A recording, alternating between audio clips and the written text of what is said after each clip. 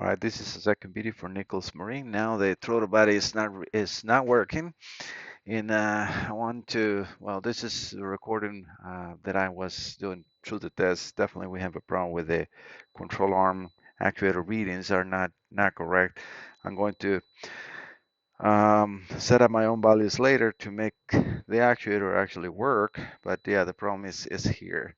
I want you to see that the values on here as far as min and max. So the green is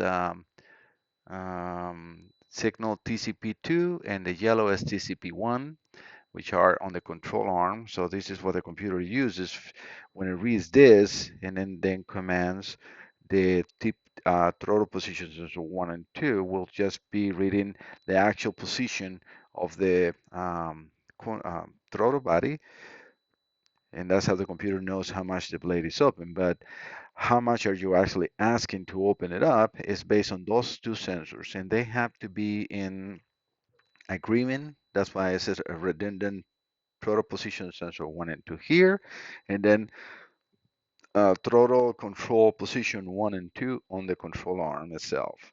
And that's the problem we have. Now they're not in agreement. And I'm going to show you that when I have the two videos. I'm going to record another video showing you the one when the actuator was working and now that the actuator is not working. So again, going on values in here, we see that I went from the signal 2 went from, let me just make sure, no, the signal 1, which is the yellow, it went from 295 millivolts to almost 1.8 volts. But then the signal 2, green, it went from 264 millivolts to only 728, so let's say 800 millivolts, so zero point 0.8.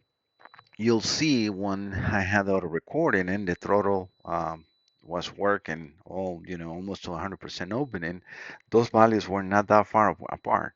They were like 1.7 and 1.6, or 1.8 and 1.6. Now we have 1.8 and 729. So that's like a 1 volt. And then when the computer sees that, it doesn't open the throttle at all because it's not in agreement. So, and that problem is here. So the actual values of what the IACOM is reading are exactly what is happening. And that's what I have the oscilloscope connected. Again, two signals in here on the TCP and two signals, two channels connected on the TPS 1 and 2 to make sure that they're agreeing. And the actual values the diagram is showing me here are also actually the correct values or the actual values. All right, so I'm going to start this again with you, and I'm going to move the actuator. So that's all I'm going to be doing. And as you can see, we have some movement in there, but now that I have that, I'm going to do this on the recording. And now the values are even different. You see now we got 1.5 and 0.5. So there's a 1 volt difference. That's no good. So I'm going to stop this now. I don't know why I got no trigger. Oh, this is just a sum, no problem. I thought I didn't have, but now we have. And as you can see this time, since the values were not that far apart to what the computer wants, it kind of like tried to move the actuator. And this is right here. This is throttle position 1 and throttle position 2, just to make sure. So one is the blue and red is the red, sorry, TPS2. But yeah, so going into the values, I'm going to make a sum here on the second one.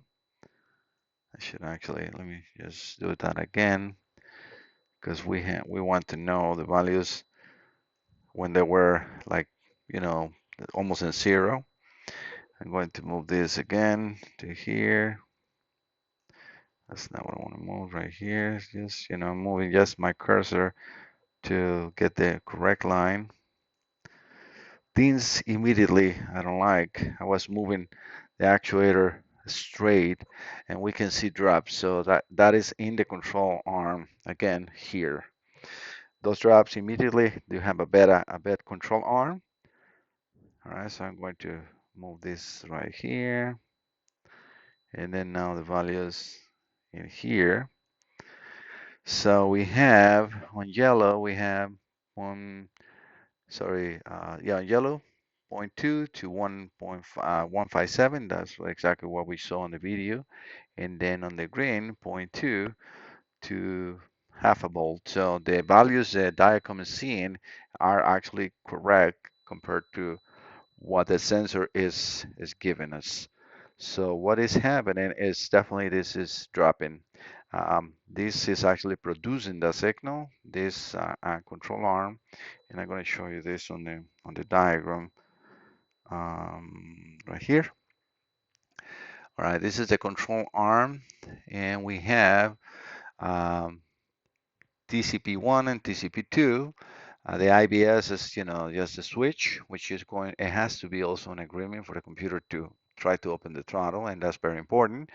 We have all those wires connected to it. I supply those from the computer to the throttle control arm. Yeah, throttle control arm. Then we have a 5-volt reference 1 and 2. That is just, these throttle position sensors, even we call that here, they need three things. Oh, they need two things, a sensor ground, a sensor power, which is the 5-volt reference, and then they will produce a signal, send it to the computer, and then the computer, based on those signals, is going to open our throttle. And that's what is not in agreement, and that's why we have that problem. So again, we have all those present. We can see that the voltages are correct to what the computer is seeing, because these that we see here is exactly what the computer is seeing. So if the computer doesn't see the correct values, it's not going to activate the throttle lever. All right, so now I'm going to stop this video. I'm going to put those exact captures of me opening the throttle.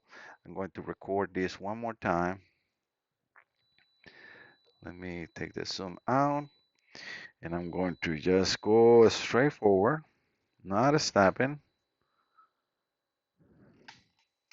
Let it go. Now you can see that here. I'm going to, the same thing, just going straight forward, and we can see one drop in there. And I shouldn't, because I was completely straightforward. So definitely that control arm is bad. All right, so I'm going to stop this, and we can see that drop right here. It happened twice, so it happened right here. That boom, boom right there. And then same thing in this activation, a drop here and a drop here. So we got a bad control arm. That's it. I'm going to stop this video, show you the two captures, and we're done.